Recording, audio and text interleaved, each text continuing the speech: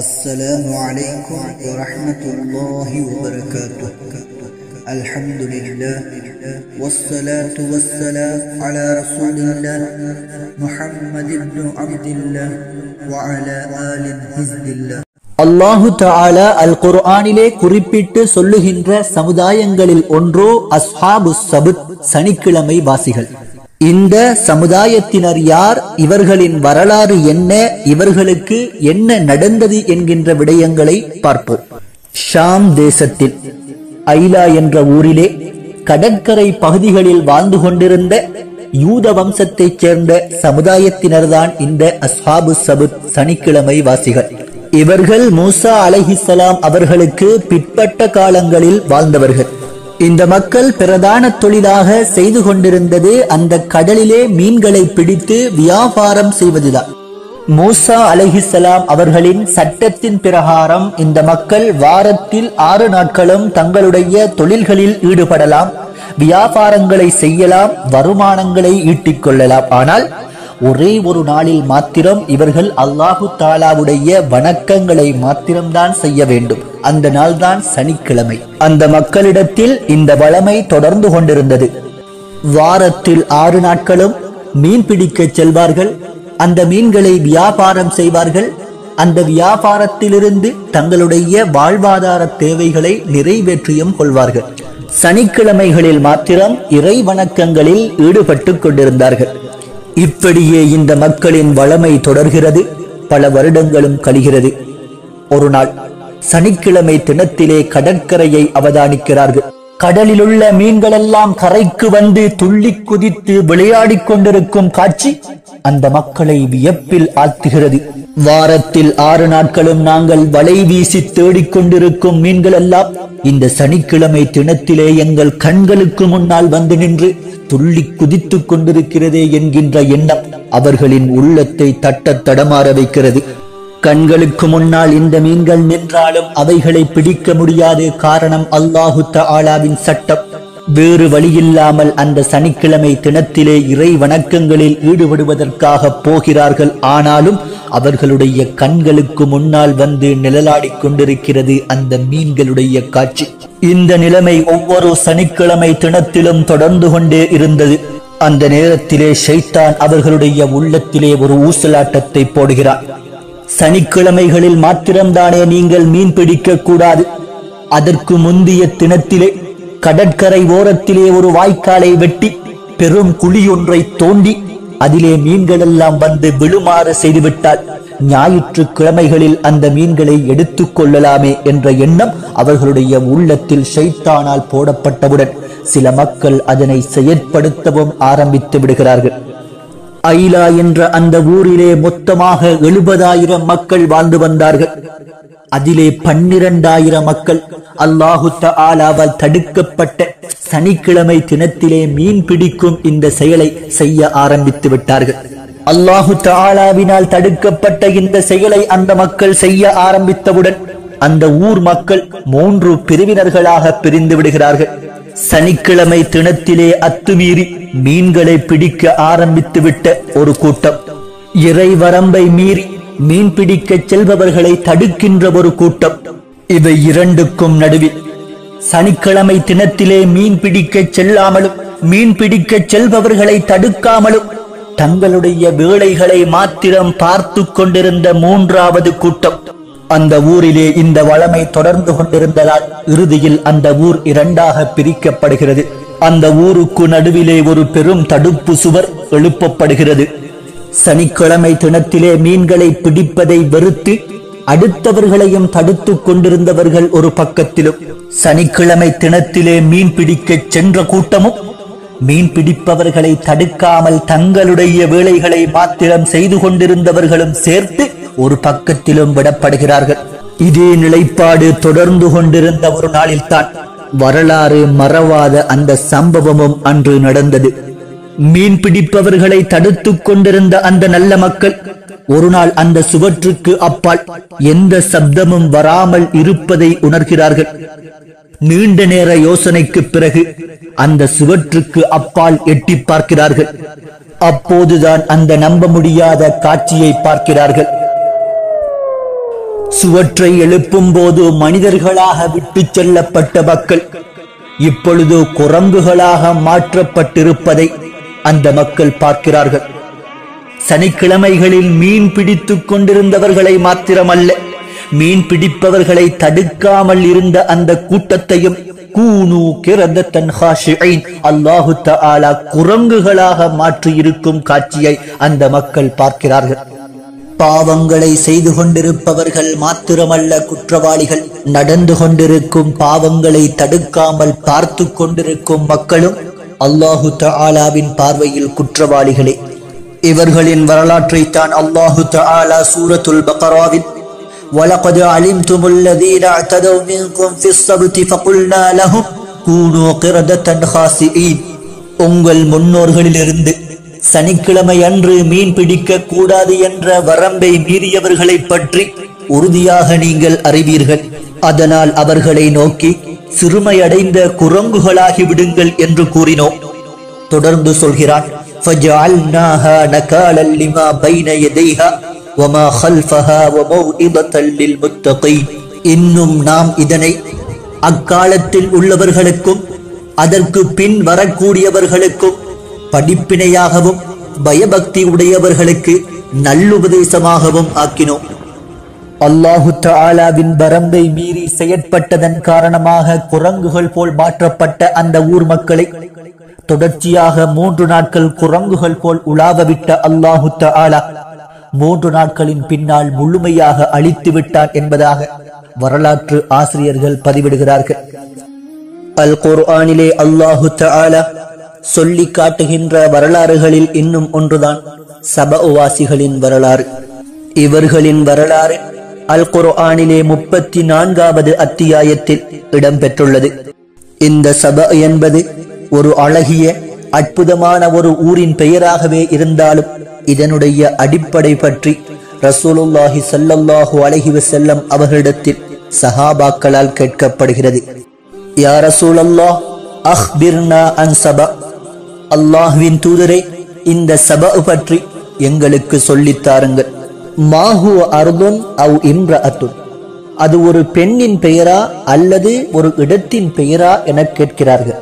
ரசூலுல்லாஹி ஸல்லல்லாஹு அலைஹி வஸல்லம் அவர்கள் சொல்கிறார்கள், அது ஒரு பெண்ணின் பெயரோ அல்லது இடத்தின் பெயரோ கிடையாது. அரபுகளில் வாழ்ந்த ஒரு நபருடைய பெயர்தான் சபா. இவர் இப்ராஹிம் அலைஹிஸ்ஸலாம் அவர்களின் பாரம்பரியத்திலிருந்து வந்தவர். இந்த சபா என்ற நபரிலிருந்து 10 சந்ததிகள் உருவாகிறார்கள். அதில் 4 தரப்பினர் சிரியாவிற்கு சென்று அங்கே வாழ்ந்து கொண்டிருந்தார்கள். மீதமிருந்த 6 தரப்பினர்களும் யமனில் உள்ள ஒரு பகுதியிலே வசித்துக் கொண்டிருந்தார்கள். அவர்கள் குடியிருந்த அந்த ஊருக்கே பெயரானது சபா. இந்த சபாவாசிகளுக்கு அல்லாஹு தஆலாவினால் கொடுக்கப்பட்ட அருட்கொடைகளும் அந்த அருட்கொடைகளை மறுத்து வாழ்ந்ததனால் இறைவனால் கொடுக்கப்பட்ட பேரழிவுகளும் தான் இந்த சபாவாசிகளின் பிரதான வரலாறு. சூரத்து சபா 15வது வசனத்திலே அல்லாஹு தஆலா சொல்லி காட்டுகிறான், لقد كان لسبإ في مسكنهم آية, நிச்சயமாக சபா நாட்டினருக்கு அவர்கள் வசித்திருந்த இடங்களில் ஒரு அத்தாட்சி இருந்தது. جنتان عن يمين وشمال, அதன் வலப்புறத்திலும் இடப்புறத்திலும் 2 சோலைகள் இருந்தன. كلوا من رزق ربكم واشكروا له, அல்லாஹு தஆலாவினால் அந்த மக்களுக்கு சொல்லப்பட்டிருந்தது, உங்கள் இறைவன் அளித்துள்ள இந்த ஆகாரத்திலிருந்து புசியுங்கள். அந்த மக்களுக்கு அல்லாஹு தஆலா ஒரே ஒரு நிபந்தனை போட்டிருந்தான், நீங்கள் அல்லாஹ்விற்கு நன்றி செலுத்த வேண்டும். بلدة طيبة ورب غفور. அன்றைய நாள் அந்த சபவாசிகள் அல்லாஹு தஆலாவால் கொடுக்கப்பட்டிருந்த அருட்கொடைகளிலிருந்து உண்டார்கள், புசித்தார்கள், அனுபவித்தார்கள். ஆனால் நன்றி செலுத்த மறந்தார்கள், மறுத்தார்கள். தப்சீருடைய இமாம்கள் இந்த மக்களுக்கு கொடுக்கப்பட்டிருந்த அருட்கொடைகளை தெளிவுபடுத்துகிறார்கள். அந்த ஊரிலே இந்த மக்களுக்காக 2 பக்க சோலைகள் மாத்திரம் கொடுக்கப்படவில்லை, மாறாக அல்லாஹு தஆலா பெரும் பெரும் நீர் தேக்கங்களையும் நீர் தொட்டிகளையும் உருவாக்கி கொடுத்திருந்தார். அவ்வப்போது பொழிகின்ற மழை நீர் அதிலே சேகரிக்கப்பட்டது. அந்த சபா என்ற ஊருக்கு மாத்திரமல்ல, முழு யமனுக்குமே அதிலிருந்து நீரை விநியோகிக்கின்ற அளவு நீருடைய பரக்கத்தையும் அல்லாஹு தஆலா அந்த ஊர் மக்களுக்கு கொடுத்திருந்தார். அந்த ஊரிலே அன்று இருபக்க சோலைகளின் குளிர்ச்சி, மறுபக்கம் தீராத பெரும் நீர்த்தேக்கங்களின் மகிழ்ச்சி, குறையற்ற பெரும் செழிப்பான வாழ்விலே அந்த சபவாசிகள் மூழ்கிக் கொண்டிருந்தார்கள். அல் குர்ஆன் சொல்லி காட்டுகிறது, பல்தத்துன் தய்யிபா, அந்த ஊர் தூய்மையான நகரமாக்கப்பட்டிருந்தது. தூய்மையான நகரம் என்பதற்கான தெளிவை தப்சீருடைய இமாம்கள் எழுதுகிறார்கள். லம் யகுன் யராஹு ஃபீ கர்யத்திஹிம் ஹய்ய வலா அக்ரப வலா பஊஸ வலா துபாப வலா புர்கூஸ வலா கும்ல. அந்த ஊரிலே பாம்புகள் கிடையாது, அந்த ஊரிலே தேள்கள் கிடையாது, அந்த ஊரிலே விஷஜந்துகள் கிடையாது, அந்த ஊரிலே ஈக்களோ கொசுக்களோ கிடையாது, அந்த ஊரிலே தலையிலே இருக்கக்கூடிய பேன்கள் கூட கிடையாது. மரங்களும் சோலைகளும் இருக்கின்ற இடங்களில் என்ன என்ன விஷஜந்துக்கள் இருந்து மக்களை தொந்தரவு படுத்திக் கொண்டிருக்குமோ அவைகளை விட்டும் அந்த ஊரையும் ஊர் மக்களையும் அல்லாஹு தஆலா பாதுகாத்து பல்தத்துன் தய்யிபா, தூய்மையான நகரமாக்கி வைத்திருந்தான் என்பதாக தப்சீருடைய உலமாக்கள் தெளிவுபடுத்துகிறார்கள். அந்த ஊரிலே வீசுகின்ற தூய்மையான காற்று இந்த விஷஜந்துக்களை வரவிடாமல் தடுத்துவிடும். இமாம் கத்தாதா ரஹிமஹுல்லாஹ் இந்த ஊரை பற்றி சொல்கிறார்கள். இவர் இப்னு அப்பாஸ் ரலியல்லாஹு அன்ஹு அவர்களிடத்தில் நேரடியாக தஃப்சீரை படித்தவர். அந்த ஊரிலே ஒரு பெண்மணி தன் தலையிலே கூடை ஒன்றை வைத்த வண்ணம் அந்த சோலைகளை கடந்து வந்தாலே போதும், அவள் வீடு திரும்புகின்ற நேரம் அந்த கூடை பழங்களால் நிறைந்திருக்கும். அந்த பழங்களை பறிப்பதற்கென்று மரம் ஏற தேவையில்லை, கல்லறிய தேவையில்லை, சிரமப்பட தேவையில்லை. அந்த மக்கள் கூடையுடன் நடந்து வருவார்கள், பழங்களுடன் வீடு திரும்புவார்கள். அந்த மக்கள் விடயத்தில் அல்லாஹு தஆலா சொல்லியிருந்தான், வரப்புன் கஃபூர், மன்னிக்கும் இரட்சகன் உங்களுக்காக இருக்கிறார். அந்த ஊர் மக்களால் செய்யப்படுகின்ற குற்றம் குறைகளையும் நான் மன்னிக்கிறேன் என்ற நற்செய்தியையும் அல்லாஹு தஆலா அந்த மக்களுக்காக சொல்லி வைத்திருந்தார். அந்த மக்களுக்காக செய்யப்பட்ட அடுத்த நியாமத்துகளில் ஒன்றுதான் இத்திசாலுல் உம்ரான். அழகிய குடியிருப்புகள் நிறைந்த பகுதியாக அந்த ஊரையும் அதனை சுற்றியுள்ள இடங்களையும் மாற்றி வைத்திருந்தார். இந்த சபவாசிகள் அவர்களின் ஊரிலிருந்து எந்த பகுதிகளுக்கு சென்றாலும் அந்த ஊர்களையும் அல்லாஹு தஆலா சிறப்பித்து வைத்திருந்தார். இந்த ஊர் மக்கள் வியாபாரங்களுக்காக வெளியூர் சென்று வருவார்கள். அவர்கள் போகின்ற இடங்களெல்லாம் பாலைவனங்களாகவோ மக்கள் வசிக்காத வெற்றிடங்களாகவோ இல்லாமல் குடியிருப்புகள் நிறைந்த பகுதிகளாகவே அல்லாஹு தஆலா மாற்றிக் கொடுத்திருந்தார். அந்த மக்கள் போகின்ற இடங்களை மாத்திரமல்ல, அவர்கள் பயணிக்கின்ற சாலைகளையும் வீதிகளையும் குண்டு குழிகளற்ற சிறந்த பாதைகளாகவே அல்லாஹு தஆலா அமைத்துக் கொடுத்திருந்தார். நிறைந்த குடியிருப்புகளை மாத்திரமல்ல, வசதியான சாலைகளை மாத்திரமல்ல, அந்த மக்கள் இரவிலோ பகலிலோ எந்த நேரத்தில் பயணம் செய்தாலும் அந்த நேரத்தில் அவர்களுக்கு தேவையான பாதுகாப்பு வசதிகளையும் அல்லாஹு தஆலா செய்து கொடுத்திருந்தார். இமாம் கத்தாதா ரஹிமஹுல்லாஹ் அந்த மக்களுடைய பிரயாணத்தை பற்றி சொல்கிறார். கான ரஜுலுன் முசாஃபிர் லா யஹ்மிலு மஅஹு ஜாதன் வலா ஸகா வலா யகாஃபூன ظمأ வலா ஜூஅ. அந்த மக்களில் ஒருவர் பயணிக்கின்ற நேரத்தில் கட்டுச்சாதங்களோ, பயணிக்கின்ற நேரத்தில் தாகம் வருமே குடிக்க வேண்டும் என்பதற்காக தண்ணீரோ, பயணிக்கின்ற நேரத்தில் பசி வந்தால் சாப்பிட வேண்டுமே என்பதற்காக உணவுகளோ கொண்டு செல்லவே மாட்டார்கள். அவர்கள் பயணிக்கின்ற சாலைகள் எங்கிலும் மதுரமான தண்ணீர் வசதிகளும், அவர்கள் பயணிக்கின்ற இடங்கள் எங்கிலும் சுவையான உணவு வசதிகளும் அன்றைய நாள் அந்த மக்களுக்காக அல்லாஹு தஆலாவினால் செய்து கொடுக்கப்பட்டிருந்தது. இத்தனை வசதிகளையும் எந்த ஒரு குறையுமின்றி செய்து கொடுத்திருந்த அந்த அல்லாஹு தஆலா அந்த சபவாசிகளிடமிருந்து எதிர்பார்த்திருந்தது ஒன்றை மாத்திரம்தான். வஷ்குரு லஹு, அந்த அல்லாஹ்விற்கு இவர்கள் நன்றி செலுத்த வேண்டும். அல்லாஹ்வால் கொடுக்கப்பட்டிருந்த அத்தனை ஞாமத்துகளையும் அனுபவித்துவிட்டு அவனுக்கு நன்றி செலுத்த வேண்டும் என்கின்ற நிபந்தனையை மாத்திரம்தான் அல்லாஹு தஆலா அந்த மக்களுக்கு சொல்லியிருந்தார். ஆனால் அந்த சபவாசிகள் தங்களுக்கு கொடுக்கப்பட்டிருந்த ஞாமத்துகளை அனுபவித்துக் கொண்டிருந்தார்களே தவிர அதனை கொடுத்திருந்த அந்த ரப்பை மறந்தார்கள், நன்றி செலுத்த மறுத்தார்கள். அதனால் கொடுக்கப்பட்டவைகள் அனைத்தும் பறிக்கப்பட்டன, எதுவுமே மீதமில்லாமல் அழிக்கப்பட்டன.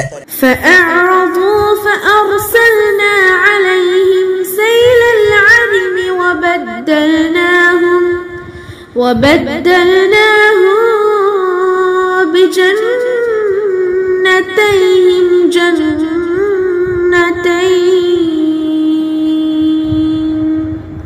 جنتين ذواتي أكل خمط وأثل وشيء من سدر قليل.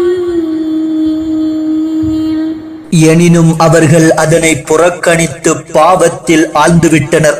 ஆகவே அவர்கள் கட்டியிருந்த மகத்தானதொரு அணையை உடைக்கக்கூடிய பெரும் வெள்ளத்தை அவர்களுக்கு கேடாக அனுப்பி வைத்தோம்.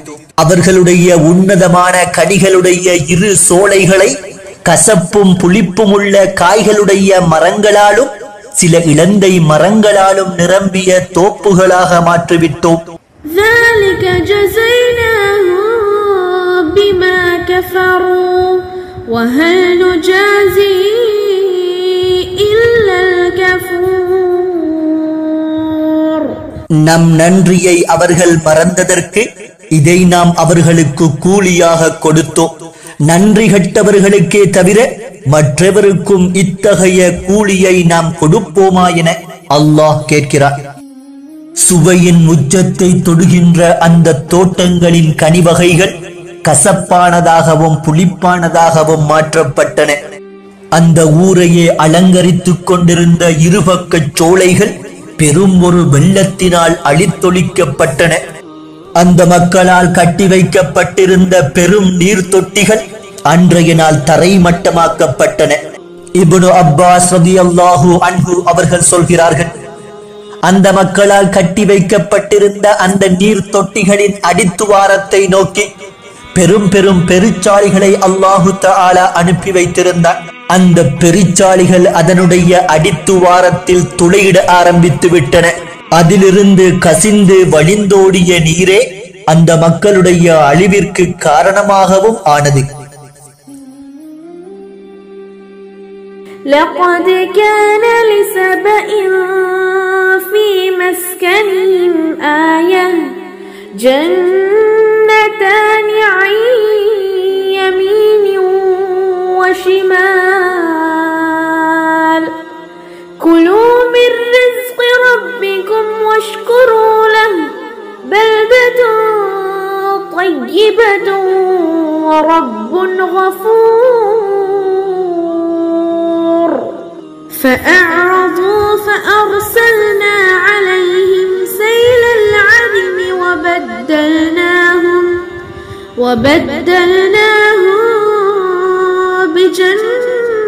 بجنتيهم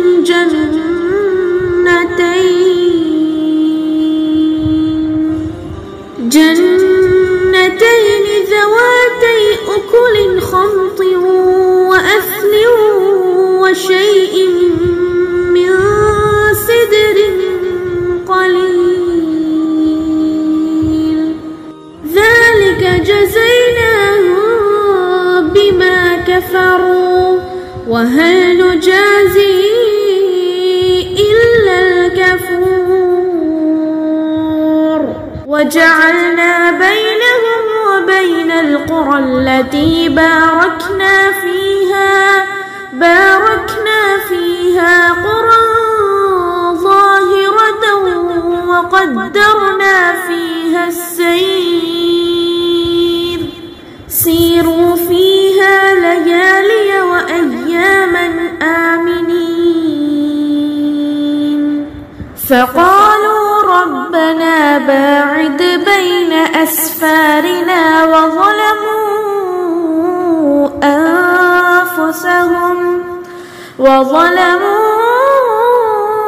أنفسهم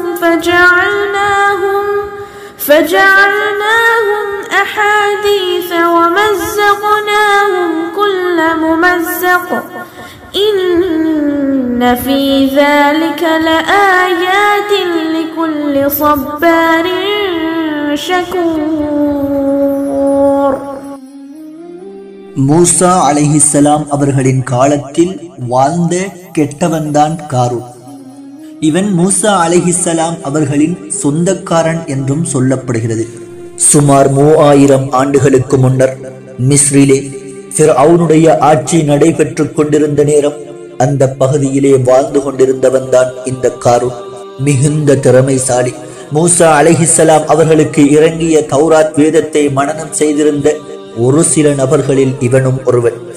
அந்த தௌராத் வேதத்தை அழகிய தொனியில் ஓதக்கூடியவனாகவும் இருந்தான். காரூன் என்பவன் அந்த நேரத்தில் முனவ்விர், ஒளி மிகுந்தவன் என்றும் அழைக்கப்பட்டிருக்கிறான். அதற்கு காரணம் தௌராத் வேதத்தை மனனம் செய்திருந்ததனாலும் அழகிய தோற்றமுடையவனாக இந்த காரூன் இருந்ததனாலும் அந்த பெயர் அழைக்கப்பட்டிருக்கலாம் என்று வரலாற்று ஆசிரியர்களால் குறிப்பிடப்பட்டுள்ளது. அல்லாஹு தஆலா இவனுக்கு கணக்கில் அடங்காத சொத்து செல்வங்களை அள்ளிச் சொரிந்திருந்தார். அல் குர்ஆனிலும் அல்லாஹு தஆலா இவனை செல்வந்தன் என்று குறிப்பிடும் அளவுக்கு அதிகளவான சொத்து செல்வங்கள் இவனுக்கு கொடுக்கப்பட்டிருந்தது. இப்னு அப்பாஸ் ரலியல்லாஹு அன்ஹு அவர்கள் இவனுடைய செல்வத்தின் ஆழத்தை குறிப்பிட்டு பேசுகின்ற நேரம் 4 லட்சம் கஜானாக்களை கொண்டு இவனுடைய சொத்து செல்வங்கள் நிறைந்து இருந்ததாக சொல்வார்கள். அல்லாஹு தஆலா இவனுக்கு கொடுத்திருந்த செல்வங்களின் விஸ்தீரணத்தை நுணுக்கமான முறையில் அல் குர்ஆனிலே தெளிவுபடுத்துகிறார். வஆதைனாஹு மினல் குனூஸ், அவனுக்கு நாம் ஏராளமான பொக்கிஷங்களை கொடுத்திருந்தோம். மா இன்ன மஃபாத்திஹு லதனூ பில் உஸ்பதி உலில் குவ்வா, நிச்சயமாக அவற்றின் சாவிகள் பலமுள்ள ஒரு கூட்டத்தாருக்கும் பழுவாகவே இருந்தன. சாவிகளை சுமக்கின்ற பலமுள்ள கூட்டத்தார் என்ற இந்த வாசகத்திற்கு அல் குர்ஆனின் விரிவுரையாளர்கள் சில விளக்கங்களை சொல்கிறார்கள்.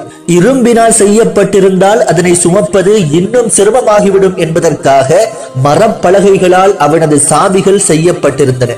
அவனது சாவிகளை சுமப்பதற்கு 80 பலசாலிகளான மனிதர்களை தேர்ந்தெடுத்திருந்தான் என்றும், இன்னும் சிலர் 60 ஒட்டகங்கள் மேல் அவனது சாவிகள் சுமக்கப்பட்டு வந்தன என்றும் குறிப்பிடுகிறார்கள். இவனது செல்வ செழிப்பின் பிரம்மாண்டத்தை மக்களுக்கு மத்தியில் வெளிப்படுத்தி காட்டி பெருமைப்பட்டுக் கொள்வதற்காகவே இந்த சாவிகளை சுமக்கக்கூடிய நபர்களையும் படைப்பட்டாளத்தோடு எப்போதும் அழைத்துச் செல்வான். இவனுக்கு எங்கிருந்து இவ்வளவு பிரம்மாண்டமான சொத்து செல்வங்கள் சேர்ந்தன என்கின்ற உறுதியான தகவல்கள் எங்கும் இல்லை. ஆனாலும் சில இமாம்கள் இவனுடைய சொத்து செல்வங்கள் பெருகியதற்கான 3 காரணங்களை குறிப்பிடுகிறார்கள். முதலாவது காரணம், இவன் மிகுந்த அறிவாளி, சிறந்த திறமைசாலி. இவனுடைய அறிவாற்றல் திறமையின் மூலமாகவே இந்த செல்வங்களை பெருப்பித்தான் என்றும் சொல்லப்படுகிறது. இரண்டாவது காரணம், சில மர்மமான கலைகளை இந்த காரூன் கற்றிருந்தான். அந்த கலைகள் மூலமாக இரும்புகளை தங்கங்களாக மாற்றி இவனுடைய செல்வங்களை அதிகரித்துக் கொண்டான் என்றும் வந்திருக்கிறது. மூன்றாவது காரணம், யூசுப் அலைஹிஸ்ஸலாம் அவர்களின் காலத்திலே எகிப்திலே புதைக்கப்பட்ட சில புதையல்கள் இந்த காரூனுக்கு கிடைத்தன. அதன் மூலமாகவே உலகம் வியக்கும் செல்வந்தனாக இந்த காரூன் மாறினான் என்றும் சொல்லப்படுகிறது. இந்த காரூன் பெரும் செல்வந்தனாக இருந்தான் என்பதில் எந்த ஒரு குற்றமும் இல்லை. அவன் செல்வந்தனாக இருந்ததனால் என்ன அட்டகாசங்களை செய்து கொண்டிருந்தான் என்பதில் தான் அவனுடைய அழிவே இருந்தது. பணக்காரர்களாக நாம் இருக்கிறோம் என்பதில் எந்த ஒரு தவறும் இல்லை. அந்த பணத்தால் நாம் யாராக மாறினோம் என்பதில் தான் தவறே இருக்கிறது. இந்த காரூனே உலக செல்வந்தர்களுக்கான உதாரணம்.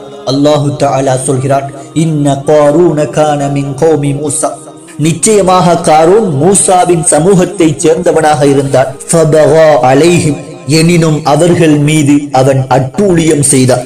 செல்வம் வந்தது, காரூனுடைய ஆட்டம் எல்லை மீறி அதிகரித்தது. அவனுடைய மக்கள் அவனை பார்த்து சொன்னார்கள், இது கால லஹு கௌமுஹு லா தஃப்ரஹ், நீ பெருமை கொண்டு ஆணவம் கொள்ளாதே.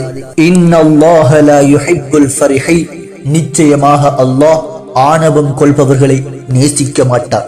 ஒருமுறை ஹாரூன் தன்னுடைய படை பட்டாளங்களுடனும் அழகிய ஆடம்பர அணிகலன்களுடனும் மக்களுக்கு முன்னே வந்து கொண்டிருந்தார். இந்த கண்கொள்ளா காட்சியை பார்த்து ரசித்து ஏங்கிக் கொண்டிருந்த உலக ஆசை பிடித்த சில மக்கள் சொல்கிறார்கள், யா லைத்தலனா மிஸ்ல மா ஊத்திய காரூன், காரூனுக்கு கொடுக்கப்பட்டதை போன்று நமக்கும் இருக்க கூடாதா? இன்னஹு லது ஹவ்தின் அதீம், நிச்சயமாக அவன் மகத்தான பாக்கியமுடையவன் என்று அந்த மக்கள் கூறிக்கொண்டனர்.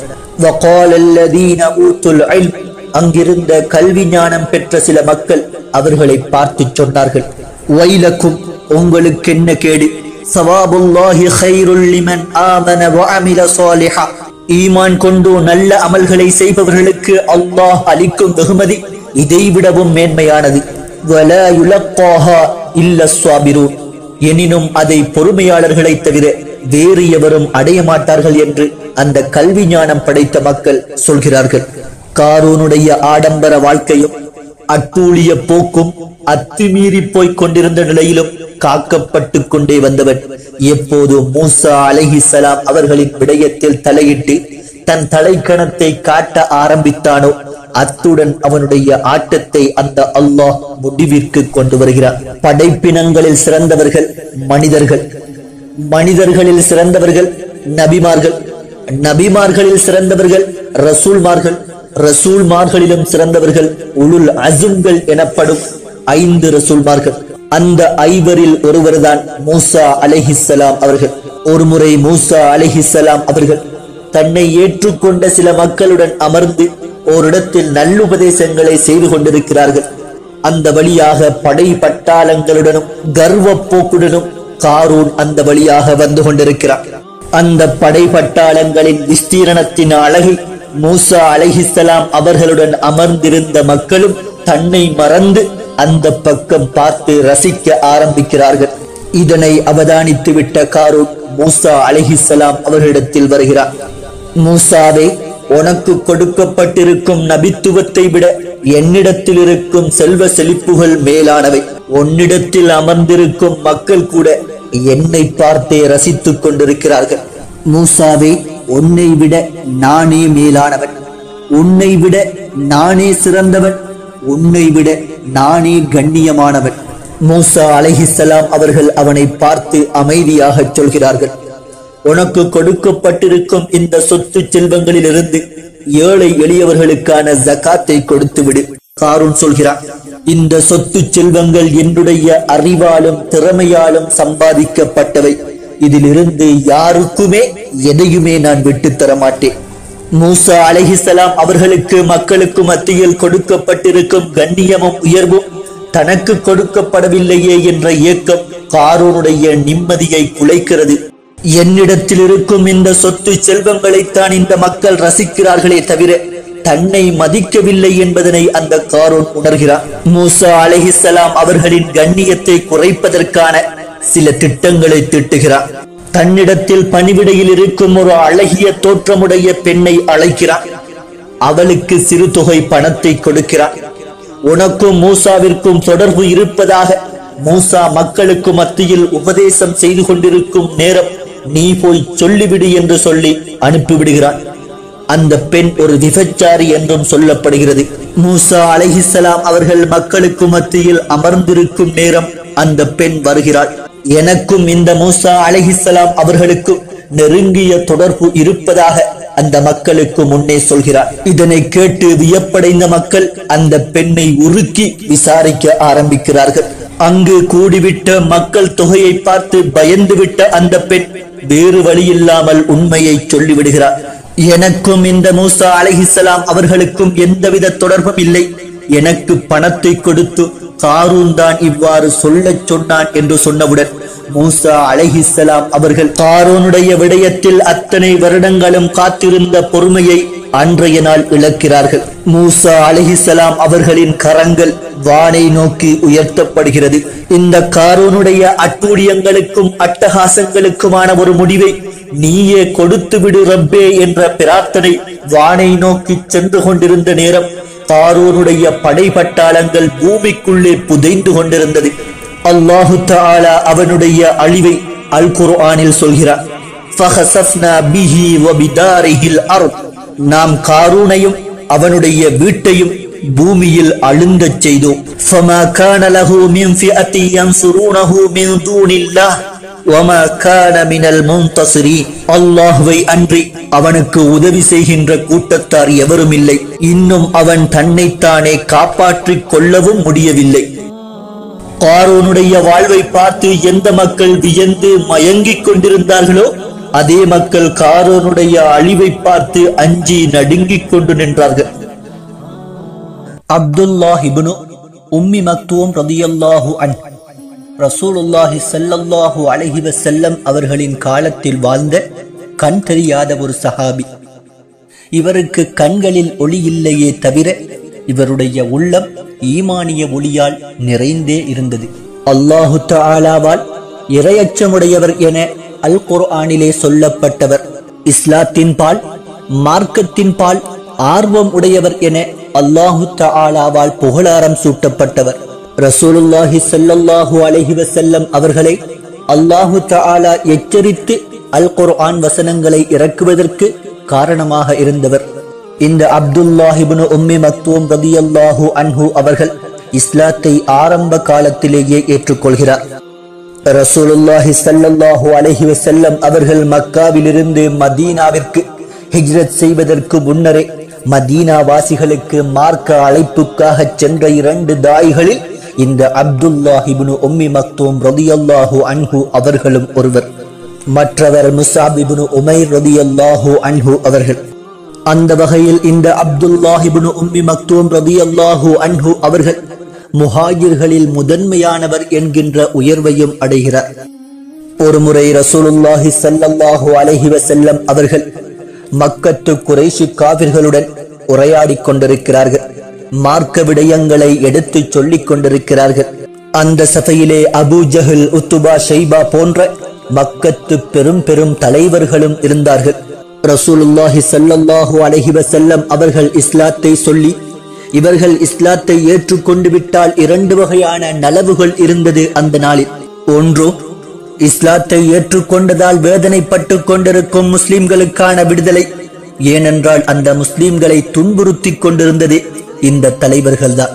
மற்றது, இவர்களே இஸ்லாத்தை ஏற்றுக்கொண்டால் இந்த மக்கமா நகரமே இஸ்லாத்தை ஏற்றுக்கொள்வது மிகவும் எளிதாகிவிடும் என்ற நம்பிக்கையும் பேரார்வமும் ரசூலுல்லாஹி ஸல்லல்லாஹு அலைஹி வஸல்லம் அவர்களிடத்தில் அன்றைய நாள் இருந்தது.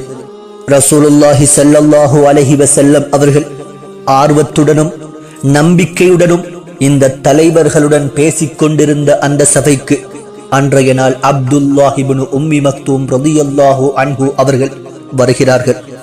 என்ன நடந்து கொண்டிருக்கிறது? ரசூலுல்லாஹி ஸல்லல்லாஹு அலைஹி வஸல்லம் அவர்கள் யாருடன் பேசிக் கொண்டிருக்கிறார்கள் என்பதனை அறியாத இந்த கண் தெரியாத சஹாபி நபி அவர்களுக்கு முன்னால் வந்து, யா ரசூலல்லாஹ், மார்க்க விடயங்களை எனக்கும் கற்றுத்தாருங்கள் என்பதாக சொல்கிறார். இந்த நிலையிலே இந்த சஹாபி வந்து சபைக்கு முன்னால் நின்று இப்படி கேட்டுக்கொண்டிருப்பது ரசூலுல்லாஹி ஸல்லல்லாஹு அலைஹி வஸல்லம் அவர்களுக்கு சங்கடத்தை ஏற்படுத்தி விடுகிறது. வேறு எந்த வார்த்தையும் பேசவில்லை ரசூலுல்லாஹி ஸல்லல்லாஹு அலைஹி வஸல்லம் அவர்கள். அந்த நேரத்தில் ரசூலுல்லாஹி ஸல்லல்லாஹு அலைஹி வஸல்லம் அவர்களின் முகம் மாத்திரம் கொஞ்சம் மாற்றமடைந்து விடுகிறது. வந்திருப்பவர்கள் யார்? நடந்து கொண்டிருப்பது என்ன? இந்த நேரத்தில் தான் இவர் வர வேண்டுமா என்கின்ற காரணத்திற்காக மாத்திரம்தான் ரசூலுல்லாஹி ஸல்லல்லாஹு அலைஹி வஸல்லம் அவர்களின் முகம் சற்று மாற்றமடைந்து காணப்பட்டது. இந்த சஹாபியுடைய விடயத்தில் அந்த காபிர்களுக்காக ரசூலுல்லாஹி ஸல்லல்லாஹு அலைஹி வஸல்லம் அவர்கள் தங்களுடைய முகத்தை திருப்பிக் கொண்டதையே விரும்பாத அல்லாஹு தஆலா அன்றைய நாள் அல் குர்ஆனிய வசனங்களை இந்த சஹாபிக்காக இறக்கி வைக்கிறார். அஊது பில்லாஹி மினஷ் ஷைத்தானிர் ரஜீம். பிஸ்மில்லாஹிர் ரஹ்மானிர் ரஹீம். அபஸ வ தவல்லா அன் ஜாஅஹுல் அஅமா وما يدريك لعله يزكى أو يذكر فتنفعه الذكرى أما من استغنى فأنت له تصدى وما عليك ألا يزكى وأما من جاءك يسعى وهو يخشى فأنت عنه تلهى. நமது நபியாகிய அவர் கடுகடுத்தார், மேலும் புறக்கணித்தார். தன்னிடம் பார்வை இழந்தவர் வந்ததற்காக, நபியே, உம்மிடம் வந்த அவர் பரிசுத்தவானாக ஆகிவிடக்கூடும் என்பதை உமக்கு எது அறிவித்தது? அல்லது அவர் உம்முடைய உபதேசத்தை நினைவுபடுத்திக் கொள்பவராக ஆகலாம். அப்போது அந்த உபதேசம் பயனளிக்கும். ஆகவே எவன் பொருளாதார மேம்பாடு உடையவனோ அவனுக்காக நீர் செவிமடுக்கிறீர். மேலும் அவன் இஸ்லாத்தை ஏற்காது பரிசுத்தம் அடையாவிட்டால் உம்மீது குற்றமில்லை. இன்னும் எவர் உம்மிடம் விரைந்தவராக வந்தாரோ அவரோ அல்லாஹ்வை பயந்த நிலையில் உம்மிடம் வர, அப்போது அவரை விட்டும் நீர் அசட்டை செய்கிறீர். அல்லாஹ்விற்கு முன்னால் அபூ ஜஹ்லோ உத்துபாவோ ஷைபாவோ பெரியவர்கள் அல்ல. கண் தெரியாத ஈமானுள்ள ஒரு சஹாபியே பெரியவர் என்பதனை அன்றைய நாள் ரசூலுல்லாஹி ஸல்லல்லாஹு அலைஹி வஸல்லம் அவர்களுக்கு மாத்திரமல்ல, இந்த உலகிற்கே தெரியப்படுத்தினான் அல்லாஹு தஆலா. இந்த வசனங்களை அப்துல்லாஹ் இப்னு உம்மி மக்தூம் ரலியல்லாஹு அன்ஹு அவர்களின் விடயத்தில் இறக்கி வைத்து